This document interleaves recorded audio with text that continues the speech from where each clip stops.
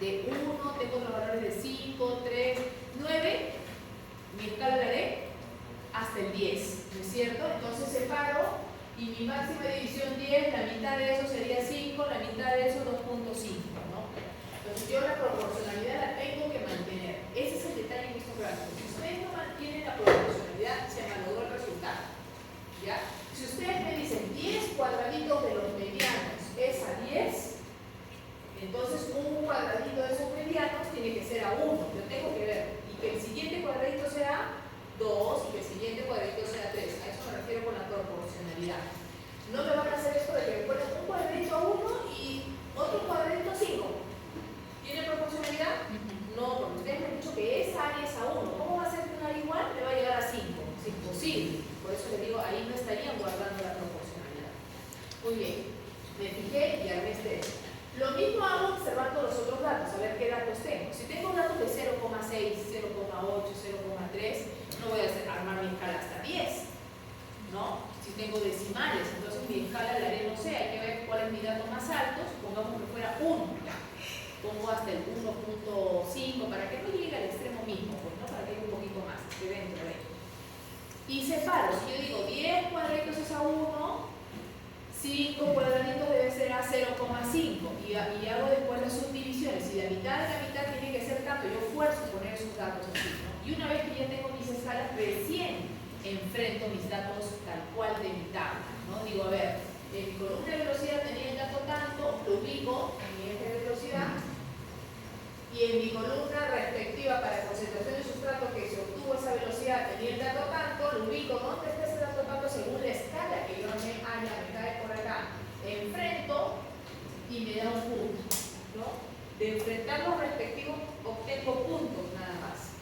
Y después voy a unir esos puntos desde el ángulo, ¿ya? Desde el ángulo del vértice los uno y me va a salir una pendiente, que no, como les digo, como esto ustedes lo van a extender porque no van a trabajar con los datos finales, esta pendiente le va a salir capaz un poco más estirada. Una vez que yo tengo esta pendiente, recién es que voy a hallar mi KM. Entonces, la KM por teoría dijimos que es aquella concentración de sustrato a la cual se alcanza la mitad de la velocidad máxima. Miro mis datos y ya no voy a encontrar en mi escala la velocidad máxima porque acuérdense que la máxima estaba por allá en la meseta y yo no he graficado la meseta, pero sí mirando mis datos veo cuál es mi velocidad máxima. ¿Cuál era? Supongamos que hubiera salido 70. ¿Cuál es la mitad? 35. Entonces busco mi dato 35 en velocidad. No voy a ubicar el 70 porque en realidad yo quiero la mitad de la velocidad. Busco el 30. Busco el 30 y de ahí hago una L, o sea, trazo una recta hasta donde toque mi pendiente y de ahí me voy hacia el eje de concentración, porque la KM es un dato de concentración. Y me fijo en qué dato está cayendo. No basta como ponerme aquí, KM la flechita. Y el valor, ¿quién va a sumar los cuadraditos que está cayendo? Porque seguramente justo no había puesto el número en esa línea donde cayó la KM, lo pusieron más allá, ¿no? Según su escala como han hecho. Por eso deben de colocar qué valor es ese. KM abajo igual a tanto, tanto, tanto. Y si su escala está en por 10 a la menos 5 y les cae en el valor, no sé, 6 por 10 a la menos 5, no me van a decir que es igual a 6.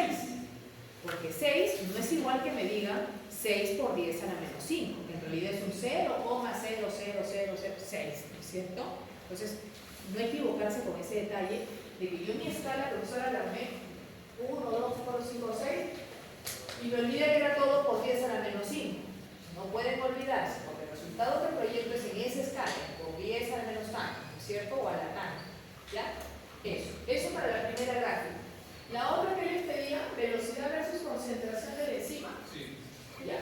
Es similar, acá velocidad, pero acá concentración de la enzima, y el resultado normal de poner esos dos factores, que ustedes saben que era una recta en diagonal, ¿no? No había meseta, solamente es así. Y entonces les pedía hallar una concentración, la velocidad o una concentración parecido, ¿no? También proyectar en el eje no me acuerdo mucho, si le di el dato de velocidad, busco el dato respectivo, tal cual está en el problema, acá no tengo que dar la mitad de, no es el caso de la KM, acá el dato tal cual lo ubico en mi eje de velocidad, y proyecto. Si más bien me dieron el dato de concentración de enzima, lo ubico más bien en este eje y proyecto para el otro lado, ¿no? Para sacar el valor que me falta, la velocidad, así que será mi interrogante. ¿Ya? Entonces, esos son los dos gráficos. Para la próxima semana, día miércoles, lo que falta, por favor. Y ahora vamos a pasar a... ¿Dónde está? No sé si hay...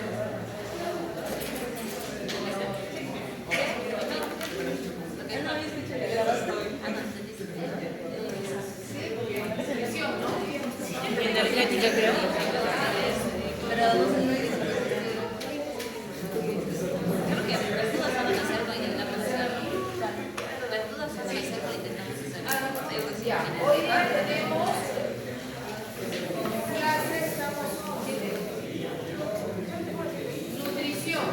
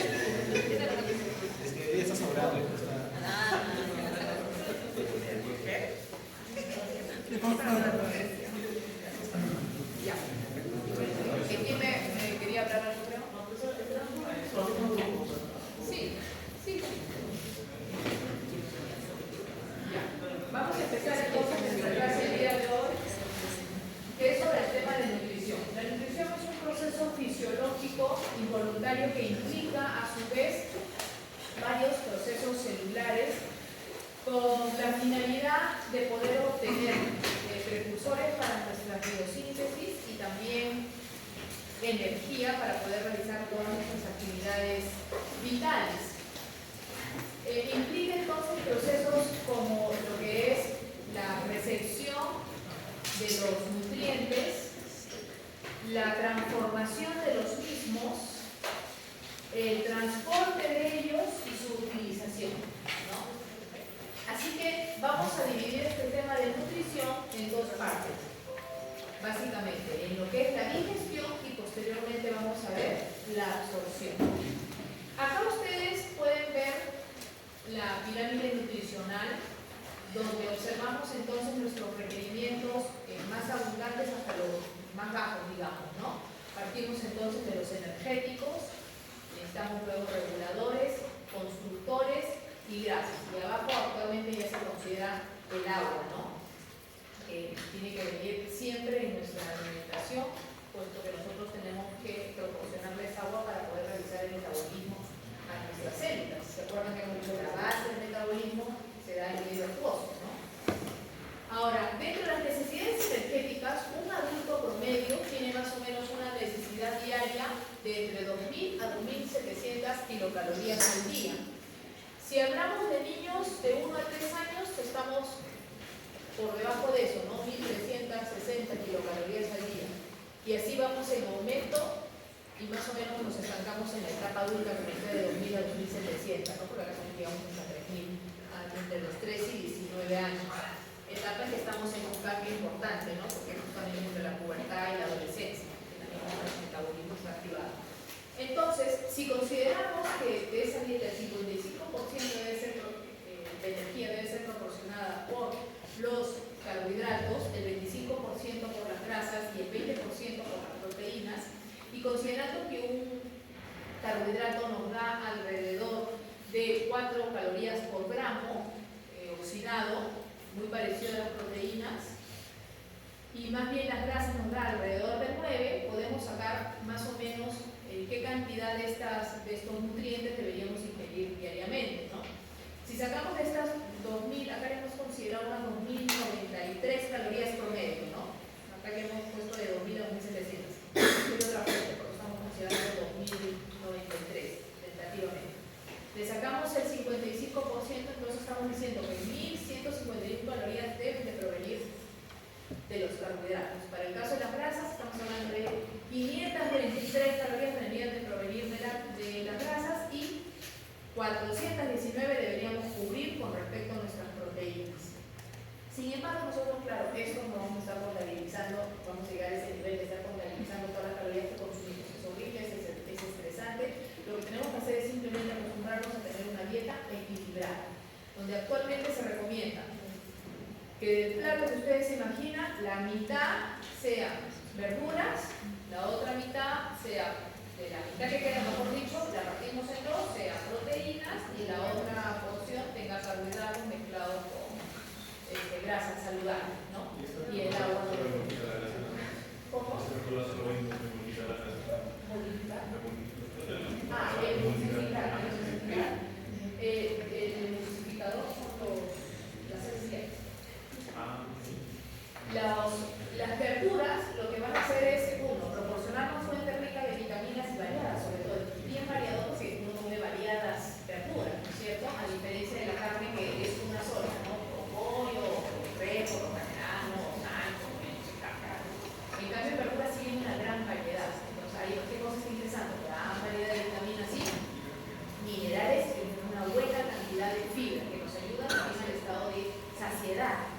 Porque si uno evita el agua, evita la fibra, entonces en realidad estoy llenando toda mi capacidad que debería llenar con pura proteína, pero ¿cómo no voy a engordar? Estoy desequilibrando todo, ¿no? Entonces, si ustedes hacen un equilibrio completo, no va a haber problemas, porque me voy a saciar con la pequeña cantidad de proteínas que en realidad yo necesitaba, porque está compensado con la otra cantidad de fibra que se está en el cuerpo, con la otra cantidad de carbohidratos y todo esto, ¿no? Es importante esa distribución. Pero al que no le gusta la verdura, me esfuerzo con la verdura. Si quiero no tener problemas después de salud, porque ya han visto que la mayoría de las enfermedades más prevalentes metabólicas son por mala dieta. Son por mala dieta. Como la diabetes, el colesterol, ¿no? El ácido úrico. Muy bien. Cuando hablamos de digestión, nos estamos refiriendo a este proceso que se realiza a lo largo de nuestro tubo digestivo, que también hay que decir que es largo, además, para poder romper las macromoléculas que vienen en la dieta a sus subunidades más pequeñitas para que sean asimilables, ¿no es cierto? Porque sabemos que a nivel intestinal no se pueden absorber proteínas, no atraviesan la membrana, las proteínas no van a atravesar los ácidos nucleicos así completos, ni tampoco los polisacáridos, para eso es que están pasando por un largo tubo para darle oportunidad de ser cortados y en algunos casos desnaturalizados también, ¿no es cierto? Y entonces el proceso digestivo implica la participación de varios componentes. Por un lado, por supuesto, las enzimas hidrolíticas, ¿no? También participarán electrolitos, por ejemplo el ácido clorhídrico, el bicarbonato para neutralizar también el ácido clorhídrico estomacal, y ácidos biliares que ya hemos mencionado que tienen funciones importantes como funciones emulsificadoras, ¿no? Y de transporte también, y de transporte de líquidos. Entonces, eso por un lado, ¿no? Como agentes principales en el proceso digestivo. Pero la segregación de estas enzimas y estos electrolitos a su vez está regulado por lo que son una serie de neurotransmisores y también hormonas como la gastrina, la colecitoquinina, la secretina y neurotransmisores como la acetilcolina y como también la histamina. La gastrina. La gastrina, entonces, decíamos, es una hormona que se sintetiza. Es una. Pensé que primero venía el muñequito de las enzimas. Ya. Es una hormona, entonces, que se sintetiza. Ya todos pensamos a nivel estomacal, ¿no? Pero no solamente a nivel estomacal. La gastrina se sintetiza a nivel estomacal y también a nivel hepático y también a nivel del intestino, intestinal, estomacal, la gastrina. Se sintetiza entonces a nivel estomacal, a nivel duodenal y a nivel pancreático. Quiere decir que sus funciones tienen que ver a estos tres niveles, ¿no? En el caso de sus funciones vamos a destacar que como es la primera en actuar, va a favorecer todos estos procesos necesarios para poder atacar en primera instancia todos estos nutrientes que están ingresando por la dieta. Entonces va a favorecer la segregación de pepsinógeno, que es la forma inactiva de la pepsina. Ya hemos hablado de la pepsina, eso sí, claro, estamos hablando liberación decimógeno, ¿no es cierto? Muy bien, pero ese pepsinógeno, para que se pueda convertir en pepsina, ¿de qué necesitábamos, habíamos dicho? Del ácido clorhídrico, así que también estimulará la otra contraparte que necesitamos para que esa pepsina se pueda pasar al estado activo, ¿no? Ácido clorhídrico. También estimula... Y los medicamentos que antiácidos, como la soroloxatina, ¿va a inhibir a las células radicales principales? Lo que pasa es que el ácido clorhídrico es por las células parietales y en el caso del pepsinógeno es por las principales. Entonces, solamente va a actuar sobre la producción del ácido clorhídrico. Claro. Y por eso que también hay otros factores que también me van a modificar la secreción de ácido clorhídrico que en un ratito vamos a ver. Bueno, por otro lado, con respecto a la otra contraparte, la porción duodenal, va a estimular lo que es la secreción de la secretina, que va a ser otro componente que también nos va a ayudar en este proceso digestivo. Y también nos ayuda en la digestión de bicarbonato a nivel pancreático y de las enzimas pancreáticas, porque ya vamos a ver que el páncreas tiene un rol muy importante en la liberación de enzimas hidrolíticas. Dentro de un ratito vamos a ver un gráfico donde ustedes van a ver que el grueso, la mayoría de las enzimas hidrolíticas para degradar carbohidratos, proteínas, lípidos y ácidos nucleicos, o sea, las 4 macromoléculas principales, la mayoría son pancreáticas. Por eso la importancia del páncreas en este proceso. Y también va a favorecer un aumento de la motilidad gastrointestinal y también mayor crecimiento de la mucosa gástrica para que también haya un recambio después del proceso digestivo. Colecistoquinina. La colecistoquinina más bien es sintetizada por células duodenales. Esta colecistoquinina va a ayudar a la secreción ¿de quién? De bilis. La bilis se ha sintetizado a nivel hepático, pero se ha almacenado a nivel de la vesícula biliar, ¿no? Y también va a estimular lo que es la secreción pancreática. Entonces tiene dos papeles importantes sobre lo que es la bilis y sobre lo que es el jugo pancreático, que como sabemos tiene el bicarbonato que va a ayudar a neutralizar, o sea, vamos a favorecer la segunda etapa del proceso digestivo donde ya va pasando a los posteriores niveles y ya hay que neutralizar más bien esa acidez del ácido clorhídrico, ¿no? Neutralizando, por eso decimos aquí el himo. Esta colecistoquinina entonces va a verse estimulada cuando nosotros consumamos alimentos ricos en grasas, pero también ricos en proteínas, como ven, péptidos y aminoácidos, ¿no? Que van a ser liberados a partir de estos alimentos que estoy mencionando. Entonces, bien está graficado allí dos acciones importantes sobre lo que es la liberación de la bilis, sintetizada por el hígado, y almacenada en la vesícula biliar, y secreción pancreática. ¿Y qué cosa es la bilis? La bilis es una secreción que va a estar constituida por sales biliares como el ácido cólico desoxicólico, tiene también bilirrubina en su constitución, tiene colesterol, tiene fosfolípidos y tiene agua. Todas estas sustancias, y especialmente los fosfolípidos y los ácidos biliares que he mencionado, van a ayudar a dos funciones especialmente sobre los lípidos, bien destacadas: emulsificar y transportar lípidos. ¿A qué nos referimos con emulsificar? Los lípidos, como ustedes ya saben, son moléculas que tienen abundantes grupos apolares, ¿no? Algunos pueden tener también algún grupito polar y lo hace a ese lípido interactuar un poquito mejor con el agua, ¿no? Pero la mayoría y la característica esencial que comparten todos es que tienen abundancia de grupos apolares. Esto hace que las moléculas lipídicas, cuando se encuentren entre ellos, justamente se unan, porque hay las fuerzas hidrofóbicas, ¿no es cierto? Y al unirse las moléculas de grasa, están más protegidas, porque la unión hace la fuerza, ¿no es cierto? Y cuando las enzimas hidrolíticas quieren actuar sobre ellos, es más difícil, porque es como que todas están abrazadas, haciendo un gran cúmulo, ¿no? Emulsificar significa separar los grandes glóbulos de grasa en pequeños glóbulos de grasa, de tal manera que ahora sí, separados, ya las enzimas hidrolíticas sobre núcleos pequeños ya pueden más fácilmente actuar y tienen más área de acción, ¿no? Porque tengo muchos pequeñitos liberados a partir de ello. Por otro lado, la otra función que les estaba señalando de la bilis es transportar. ¿Por qué? Porque una vez que las grasas se absorban, antes que se absorban, lleguen a la porción intestinal, claro, las grasas, ustedes digamos, su naturaleza apolar y lipídica podrían pues interactuar bien con la membrana de los enterocitos y absorberse. Por supuesto, estarían en lo correcto, pero primero tienen que librar la situación de que al caer en la luz intestinal hay agua. Y entonces, ¿cómo llego a la pared de ese enterocito para absorberme? Sé que me voy a poder absorber bien, pero ¿cómo hago ahorita que he caído en el agua? ¿No es cierto? Ahí es donde entra la segunda función de la bilis. La bilis va a formar las llamadas micelas nécticas, asociándose con estos lípidos, pero dejando los lípidos más apolares en la superficie de estas esferas. ¿Cuáles son los lípidos más polares? Los que justo los constituyen las membranas. ¿Cuáles serán? Fosfolípidos y el otro lípido, colesterol. Esos van a estar, acuérdense que la membrana tenía colesterol. Esos van a estar ahí en la periferia.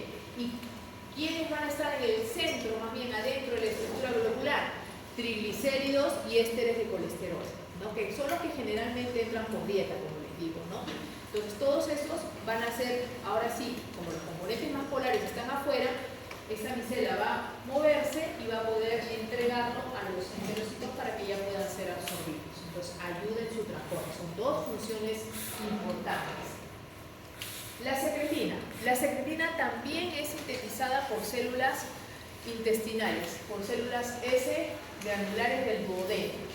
Esta tiene también varias funciones importantes, como por ejemplo estimular la secreción pancreática, pero como esta está cerrando el proceso digestivo, miren qué tipo de secreción estimula más bien.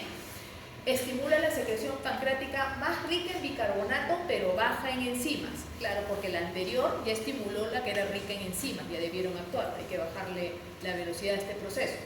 Estimula la secreción también de bilis, o sea, muy parecido porque actúa sobre páncreas y actúa sobre vesícula biliar, igual como actúa la colecistoquinina, pero como les digo, con otra finalidad aquí, ¿no? Porque en el caso de la bilis, una bilis con más agua y electrolitos en la vesícula biliar, o sea, más aguada, ¿no es cierto? Sin tanto de los componentes que nos estaban ayudando en la primera instancia. Por otro lado, sobre el estómago, inhibe la secreción de gastrina y también inhibe la secreción de ácido clorhídrico. Y también bloquea la otra función que la gastrina estimulaba, que era, en este caso, estaría disminuyendo la motilidad gástrica e intestinal, porque como les digo, ya estamos cerrando el proceso. Ya necesitamos esa estimulación del peristaltismo para que todo se mezcle y haga mejor contacto con las enzimas hidrolíticas. Hoy estamos en la parte final. Pero la secretina se inhibe en presencia del bicarbonato. Mismo bicarbonato que ella misma está estimulando a secretarse, ¿no? Termina efectivamente de cerrar el proceso. Veamos las enzimas de la digestión. Este es el cuadrito que pensé que lo teníamos hace un momento en las primeras diapositivas. En este cuadrito yo les he vaciado todas las enzimas hidrolíticas principales del proceso digestivo de los 4 grupos de biomoléculas y macromoléculas propias de nuestra digestión y de nuestra constitución. Y los he colocado en un nivel, les estoy explicando, según dónde se sintetiza, no según dónde actúa necesariamente, sino dónde se sintetiza, ¿ya? Para que se ubiquen a la hora de estudiarlo por las zonas donde están y les sea más fácil de recordar. Traten de memorizar esta imagen, porque ya les he dicho que una imagen es más fácil captar para el cerebro que cuando lo ven por separado, ¿no? Independientemente como texto. Entonces empecemos. Empecemos hablando de la digestión. A ver, de las proteínas. ¿Dónde empieza la digestión de las proteínas?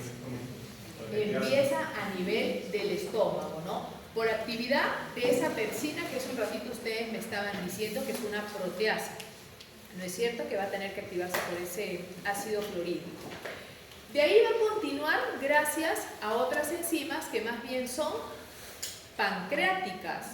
Pero esas enzimas pancreáticas no van a actuar en el mismo páncreas, sino que desde el páncreas tienen que ser vaciadas a la porción intestinal, para allí recién activarse. Eso es lo correcto, ¿no? Que se activen recién en la porción intestinal y no dentro del mismo páncreas. ¿A quiénes nos estamos refiriendo? Las otras proteasas que ya hemos estado estudiando en el tema de proteínas. Tripsina, que habrá aparecido primero como ¿qué? Como tripsinógeno, quimiotripsina, que será liberada como quimiotripsinógeno y posteriormente se van a activar, ¿no? También tenemos acá a carboxipeptidasa y tenemos a elastasa, que va a actuar específicamente sobre la elastina, que también viene en buena cantidad en la dieta. Y continúa posteriormente gracias a otras enzimas que más bien son propiamente sintetizadas en el intestino. O sea, no solamente que van a ocurrir en el intestino, sino que son de origen intestinal, ¿no? Como por ejemplo la enteropeptidasa, que la podemos identificar también como enteroquinasa en algunos textos y en algunas otras diapositivas la van a ver con el otro nombre, así que apunten que es lo mismo por si acaso, ¿ya? Enteropeptidasa o enteroquinasa. Y me falta que actúe ¿quién más acá? La aminopeptidasa, porque arriba habíamos mencionado la carboxi, pero no habíamos mencionado la amino, ¿no? La amino, por ser intestinal, entonces va a actuar después, posteriormente, y también aquí tenemos la liberación de dipeptidasas, que también tenemos entonces enzimas para poder romper algún dipéptido que todavía no haya sido terminado de cortar, ¿no? En otras palabras, la digestión de las proteínas inicia en el estómago, ¿no? Una porción adelantada. En cambio, la de los carbohidratos empieza desde la boca. Esto por acción de la amilasa salival. Muy bien, de la amilasa salival. Esta amilasa salival también es conocida como tialina, con una P antes. Tialina parece que quisieran escribir, pero tialina nomás se produce, ¿no? Pero lamentablemente, cuando este bolo alimenticio junto con esta enzima pasen a las porciones inferiores del tubo digestivo, esta acción se va a neutralizar, porque ¿cuánto rato masticamos? Seamos sinceros. Es un ratito nada más y ¡pum! Deglutimos, ¿no? Es más, no masticamos lo que deberíamos, ya habrán escuchado los minutos que uno necesita y en realidad nadie hace eso. Todo el mundo, entonces no le damos tiempo de acción, ¿no? No le damos tiempo de actuar a esa amilasa salival. Así que el grueso de acción en realidad se va a dar más adelante por acción de la amilasa pancreática, que como ya hemos dicho, igual que las otras pancreáticas, se va a liberar desde el páncreas, pero para que actúe a nivel intestinal, ¿no? Y posteriormente otras enzimas de origen intestinal van a complementar esta digestión de carbohidratos gracias a, entonces, ¿quiénes? La maltasa, que actuará sobre ¿quién? La maltosa, muy bien. ¿Qué otro más? La lactasa, que actuará sobre la lactosa. La sacarasa, que actuará sobre la sacarosa. Porque producto del rompimiento que realizan las amilasas, vamos a romper ese almidón y vamos a liberar fragmentos medianos, entre ellos disacáridos de maltosa, trisacáridos de maltotriosa, en algunos casos también inclusive dextrinas y glucosas también libres. Sobre todo de la milopectina, ¿no? Que es la ramificada, podemos obtener mayor variedad. Y ahí con eso estaríamos entonces junto con la isomaltasa, que rompe la isomaltosa. ¿Se acuerdan la isomaltosa quién era? Era igualito a la maltosa, solo que alfa 1,6. Era el punto de la unión de dos glucosas que formaban la ramita. ¿Se acuerdan que habíamos dicho que justo donde se forma la rama, tanto en la amilopectina como en el glucógeno, tenemos enlaces alfa 1,6? Quiere decir que la alfa-amilasa y la tialina nos permiten romper los enlaces fundamentales que estaban en estos polisacáridos. ¿Cuáles eran los enlaces fundamentales? Los alfa glicosídicos, muy bien, alfa 1, 4 o 1, 6. ¿Cuáles eran los más abundantes? 4. Los 1, 4, ¿no es cierto? Lamentablemente, las amilasas no pueden romper el 1, 6. Así que, por eso es que estamos mencionando la isomaltasa, si nos ayudará a poder romper ese dipéptido, claro, que nos queda con el residuo para cortar justamente el enlace glicosídico 1,6, ¿no? Muy bien. Luego nos vamos a la digestión de los lípidos, las enzimas que participan en la digestión de los lípidos. En realidad, las lipasas, que son las primeras que van a actuar, se sintetizan también desde el nivel bucal y también tenemos lipasa estomacal. Pero esas lipasas no son importantes desde el punto de vista de la digestión de un adulto, porque esas lipasas fundamentalmente rompen ácidos grasos, o sea, triglicéridos, ¿no? Triglicéridos con ácidos grasos de cadena corta y mediana. Y esos alimentos, o los alimentos que los contienen, no son abundantes en la dieta de un adulto. En la dieta de un adulto lo que más abundan son los de cadena larga, ¿no? Por lo tanto, esas dos enzimas no tienen una acción importante para nosotros, que casi no consumimos alimentos con estas cadenas tan pequeñas. ¿Para quiénes sí van a ser importantes esas lipasas? Para el caso de los recién nacidos, porque como ellos tienen una dieta fundamentalmente basada en leche, y la leche sí es rica en ácidos grasos de cadena corta y mediana, entonces para ellos sí son importantes esas enzimas, ¿no? Como este cuadro está basado, como ven por el dibujo, para el caso de un adulto, es que estamos partiendo de la lipasa pancreática, y no estoy comentando allí ni la salival, ni la bucal, ni la estomacal, ¿no? Pero también hay como el equilibrio. También vamos a necesitar, porque la lipasa es la que rompe los triglicéridos, es la enzima encargada de romper los triglicéridos. No es que rompa todo tipo de lípidos por la denominación, ¿no? Aparte tenemos también la necesidad de fosfolipasas, que hay de varios tipos, y también vamos a necesitar colesterol esterasas para romper los ésteres de colesterol y separar colesterol por un lado y ácido graso libre por otro. Y no nos olvidemos que también un agente importante, que bueno, no será enzima, pero igual es un agente importante en este proceso de digestión de los lípidos, las sales biliares que hemos mencionado hace un momento, ¿no? Todas estas enzimas, entonces, miren, ¿quién los sintetiza? Estas de los lípidos, que nos ayudan a digerir los lípidos. El páncreas. Miren, les dije por eso la ubicación, no se pierden, ¿sí? Este nivel es de las sintetizadas por el páncreas, este nivel es del estómago, por la búsqueda intestinal. Se dan cuenta que el grueso de las enzimas para las cuatro, ¿quién tiene el rol importante? Es más importante el páncreas, ¿no? ¿Cómo no cuidar del páncreas? Y para el caso entonces del rompimiento de los ácidos nucleicos, de igual manera destacamos enzimas que son de origen pancreático, como por ejemplo adeneasas para romper ADN, o sea que pueden romper enlaces fosfodiéster, ¿no? Después las RNasas para el caso de las que rompan los fosfodiéster del ARN. Pero si rompo esos enlaces fundamentales, ¿qué obteníamos? Nucleótidos. Y si quiero romper un nucleótido, ¿qué le tengo que quitar? Para llevarlo al nucleócido, ¿qué le tenía que quitar? El fósforo. Y entonces, ¿cómo se llaman otras enzimas que se encargan de quitar fósforo? Fosfatasas. Vamos a necesitar fosfatasas. Y una vez que ya actuaron las fosfatasas y le quitaron el fosfato al nucleótido llevándolo al nucleócido, ya necesito las nucleosidasas, ¿no? Las que van a separarme la parte del azúcar de la base nitrogenada. Y ahora sí tendré libres bases nitrogenadas sueltas, tendré azúcares sueltos y fosfatos sueltos.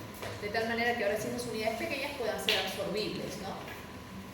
Muy bien, entonces ahí tenemos lo que son nuestras enzimas digestivas. Hablemos sobre la digestión de los carbohidratos. Importante la secreción salival, ¿no es cierto? Porque hemos dicho que en el caso de los carbohidratos su digestión va a empezar en la boca, ¿no? La secreción salival es de más o menos entre 1 a 1.5 litros al día. Si hablamos más o menos por minuto, de 0,5 ml por minuto. Pero esto puede ser estimulado, como seguramente ustedes se han dado cuenta, por ciertos estímulos, ¿no? Sobre todo los olfatorios, ¿no? Uno huele un rico plato y empieza a salivar uno, ¿no? Sin haberlo comido. Y puede llegar inclusive, miren, a 5 hasta 7, miren, de 0,5 se puede ir disparar hasta 5 a 7 mililitros por minuto. La mayor parte, como también ya debe ser de su conocimiento, es sintetizada por las glándulas parótidas, pero también las otras glándulas anexas, sublingual, submandibular, también ayudan a secretar más saliva. La secreción salival se considera una solución hipotónica, es decir, baja en concentración de solutos, ¿no es cierto?, con un pH variable según la dieta, que bordea la neutralidad, es decir, que puede ir desde 6.5 hasta 7.5, o sea, ligeramente ácido y ligeramente alcalino. Esta saliva puede tornarse un poquito más alcalina si estamos acostumbrados a consumir alimentos basados en una dieta basada en vegetales. En cambio, más bien va a tender a la acidez si estamos acostumbrados a comer carbohidratos. No mucho dulce hace que nuestro pH viscosidad salival se modifique, ¿no? Y eso también a su vez puede favorecer un medio ácido, favorece justamente a las bacterias cariogénicas, ¿no? En cambio una dieta alcalina todo lo contrario. Facilita varios procesos, no solamente el proceso digestivo con su constitución de amilasa salival, sino también tiene un efecto protector, porque sabemos que hay anticuerpos a nivel de la saliva. También tenemos enzimas que pueden romper pared bacteriana, como las lisosomas, y por supuesto también ayuda a otros procesos como el habla, la degustación, la amortiguación de la fricción, ¿no? Para que no sea tampoco tan rígido el contacto diente-diente, ¿no? La articulación. Ahí tenemos a la alfa-amilasa, los productos que genera la alfa-amilasa cuando actúa sobre el almidón y sobre la amilopectina, ¿no? Cuando actúa sobre la amilosa, su fracción de glucosa es más simple, la que está más en la periferia, en el exterior de la estructura del almidón, va a rendirnos principalmente maltosa y maltotriosa, pero más bien cuando actúa sobre la ramificada, ahí sí podemos obtener, aparte de maltosa y maltotriosa, lo que les decía hace un momento, glucosa y también dextrinas de los varios tipos, especialmente las dextrinas límite.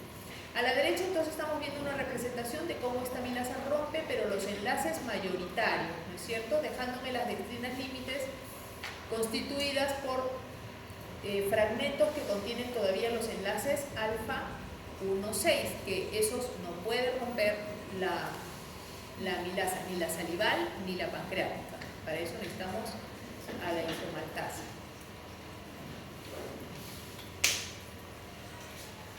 La amilasa pancreática también me va a generar, a partir del rompimiento del almidón, maltosa y adicional, también maltotriosa, pero en mayor cantidad maltosa, isomaltosa y dextrinas, de los varios tipos. Y como ya habíamos dicho, se va a complementar la acción del rompimiento de estos carbohidratos grandes, ya sea almidón o glucógeno, porque tienen el mismo tipo de enlaces en su estructura, con la acción de la maltasa, isomaltasa, sacarasa, lactasa, con enzimas que hemos dicho que son pancreáticas. Ahí estamos viendo la acción de la isomaltasa, entonces rompiendo la isomaltosa, que tiene el enlace alfa 1,6. Esta es la enzima entonces que nos va a permitir completar el proceso hidrolítico hasta poder liberar puras glucosas, ¿no? La acción de la sacarasa, también liberándome los dos residuos constituyentes de la sacarosa. Por eso era importante que conozcamos la estructura de los disacáridos, que ya hemos visto en el curso de biología, y de los polisacáridos, para ahora poder entender mejor estos procesos que tratamos en bioquímica, ¿no?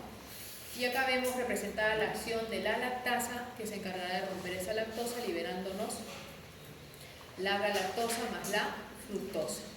Entonces, producto de la dieta vamos a liberar bastantes abundantes de glucosas, pero también vamos a liberar secundariamente galactosas y sacarosas, ¿no? Como otras fuentes importantes. Una de las más comunes alteraciones de la digestión de los carbohidratos, seguramente han escuchado ustedes, es la intolerancia a la lactosa, ¿no? Hay que señalar que nuestro cuerpo, tan inteligente que es, o trabajando de forma tan inteligente como lo hace normalmente, siempre trata de evitar gastos innecesarios energéticos, ¿no? Y cuando nosotros dejamos de consumir lácteos, también sufrimos, diríamos, un tipo de intolerancia a la lactosa, porque de repente a muchos les empieza a caer mal la leche, que de niños la tomaban todos los días y no les pasaba nada, y sin embargo de grande ya no quieren tomar leche porque se dan cuenta que les da flatulencia, cólicos, gases, ¿no? Sonidos que nadie quiere escuchar.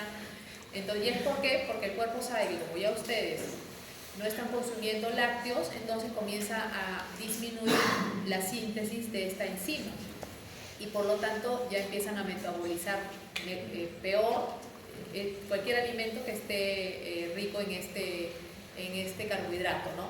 Sin embargo, hay alimentos que están hechos en base a lactosa, pero que están procesados y eso no les cae mal, ¿no? Porque toman el yogur, que también está hecho en base a leche, y no me cae mal.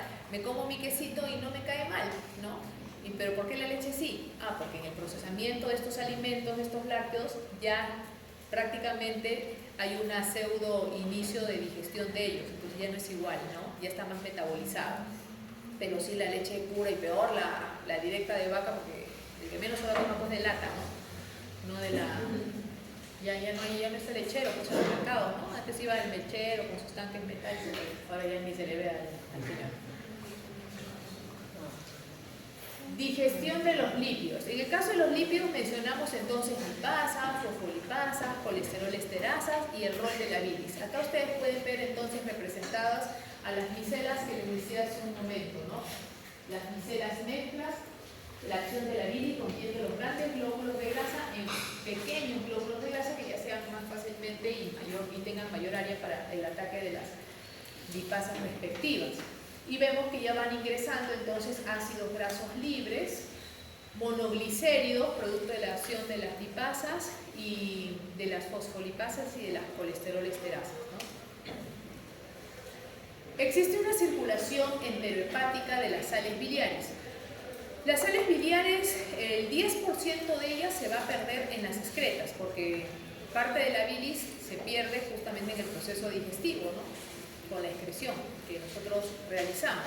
Y diríamos que alrededor del 80, entre 80 y 90% se reabsorbe para nuevamente volver a ensamblarse y almacenarse a nivel de la vesícula biliar, ¿no?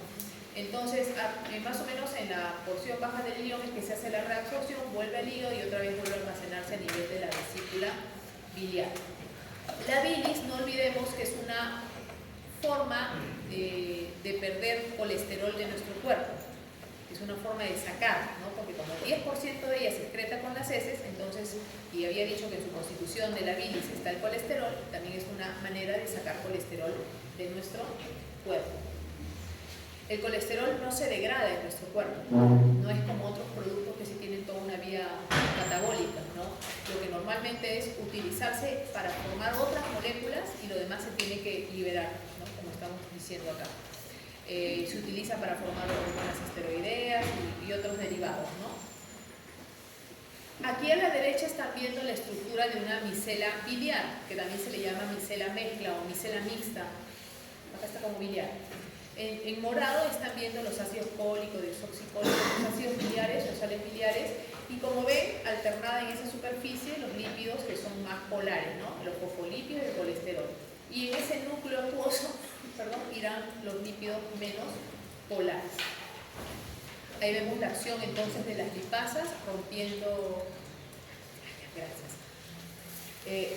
triglicéridos, pero hay que señalar que el producto principal de la lipasa pancreática es el 2-monoacilglicerol, este de acá, ¿ya? Este es el producto principal. ¿Qué quiere decir 2-monoacilglicerol? Que solamente se le han eliminado, o sea, la lipasa puede eliminar los ácidos grasos que están anclados en la periferia del glicerol, ¿no? El triglicéridos está constituido por glicerol y 3 ácidos grasos, que están representados con la cadena abreviada, ¿no? La cadena grasa. Y como ustedes ven, el 2-monoacilglicerol viene a ser lo que me queda de un triglicérido atacado donde se le ha quitado el ácido graso que estaba anclado aquí, el ácido graso que estaba anclado acá, y me está quedando de la posición del carbono 2, ¿no es cierto? Ya nos damos cuenta entonces que la lipasa pancreática no puede romper en esta posición, ¿no? Por eso que también va a ayudar otras enzimas que son las isomerasas, que nos van a cambiar la posición posteriormente para que se pueda terminar de romper. La lipasa lingual y la lipasa gástrica, como les decía, para el caso del adulto no van a ser importantes, pero sí para el caso de los recién nacidos que se alimentan básicamente de leche, donde tenemos estos ácidos que sí son ácidos grasos de cadena corta y mediana, que sí son abundantes en la leche, ¿no? Y como ven, el pH óptimo de acción de estas lipasas es de 3 a 6, es decir, que frente a un pH mayor ya no van a poder actuar, ¿no? Acá tenemos el caso de la lipasa pancreática, que hay que adicionalmente señalar que requiere de 2 ayudantes, el que les mencionaba hace un ratito, una isomerasa, y también va a requerir de la colipasa. La colipasa va a ayudar a activarla. La colipasa también es de origen pancreático, ¿ya? Pero se libera también a la porción intestinal, y es importante porque, como les decía, va a favorecer la acción de la lipasa pancreática y va a evitar el efecto negativo que podría hacerle las sales biliares, que también van a estar en ese medio cuando se libere esta lipasa pancreática, que podría afectar la estructura de la lipasa. Entonces, ejerce como un efecto protector la colipasa, ¿ya? Mantiene la estabilidad, dicen, de la lipasa pancreática frente a la presencia de las sales biliares. Acá abajo estoy mencionando la isomerasa, ¿no? Requieren entonces de colipasa y de una isomerasa para que pueda romperse todo esto más rápidamente, ya que genera mayores puntos de acción. Las esterasas, como las colesterol esterasas, se encargan de quitarle ese ácido graso añadido al colesterol, a los ésteres de colesterol, liberando ya el colesterol suelto y dejando al ácido graso libre para que también siga su metabolismo posteriormente ya dentro de las células. Las fosfolipasas, como les dije, hay de varios tipos. Por ejemplo, la A1, si observamos la estructura de un fosfolípido con la cabecita polar hacia abajo y las cadenas de ácidos grasos hacia arriba, entonces la fosfolipasa A1 es la primera la que me va a liberar al ácido graso que está anclado al carbono 1 de ese glicerol que también está presente aquí en la estructura de los fosfolípidos. La tipo A2 me libera al ácido graso que está unido al carbono 2.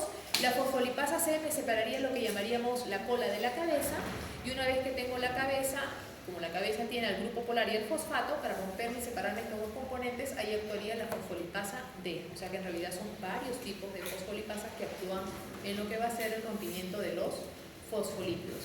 Adicionalmente a esto, también actúan las lisofosfolipasas, porque cuando a un fosfolípido le quitamos solo uno de sus ácidos grasos y todavía se quedó con el otro, o sea, de las patitas una le queda, a esa estructura se le llama lisofosfolípido. Y hay enzimas que pueden actuar específicamente sobre este tipo de estructuras para terminar de romperle el otro ácido graso. Digestión de las proteínas, y acá nos vamos a quedar porque aquí viene mega. ¿Me dijiste 5? Sí, ya, nos vamos a quedar acá. La digestión de las proteínas, como ya habíamos dicho, de forma importante se va a dar gracias a la acción de esa gastrina y de las enzimas que van a estar, las proteasas, ¿no?, que van a estar estimuladas por esta hormona.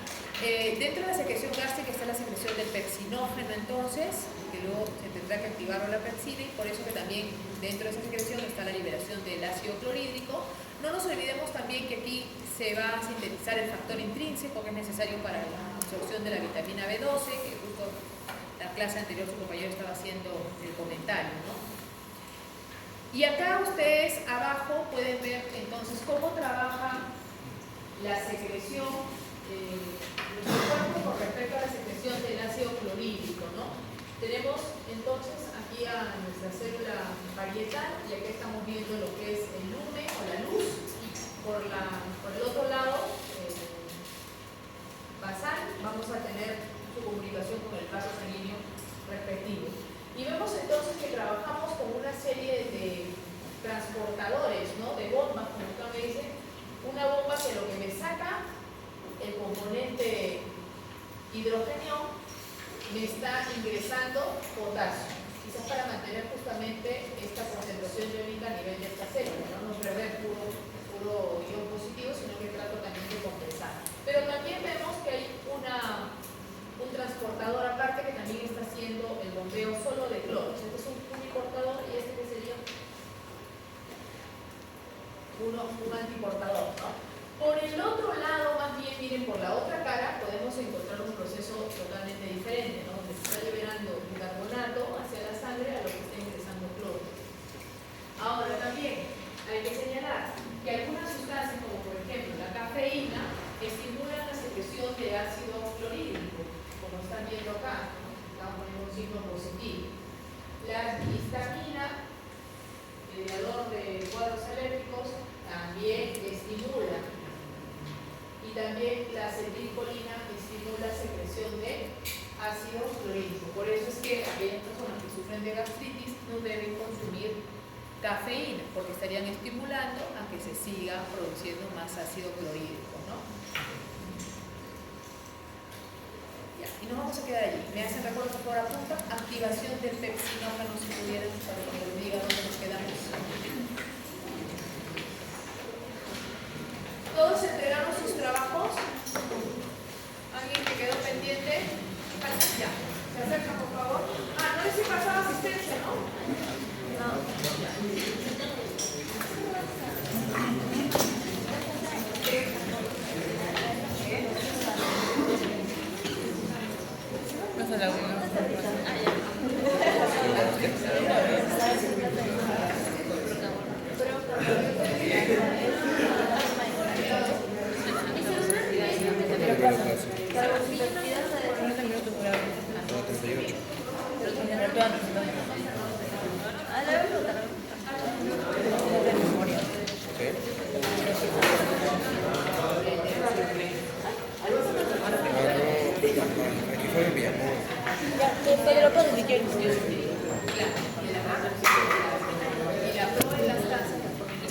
Mátalo, mátalo.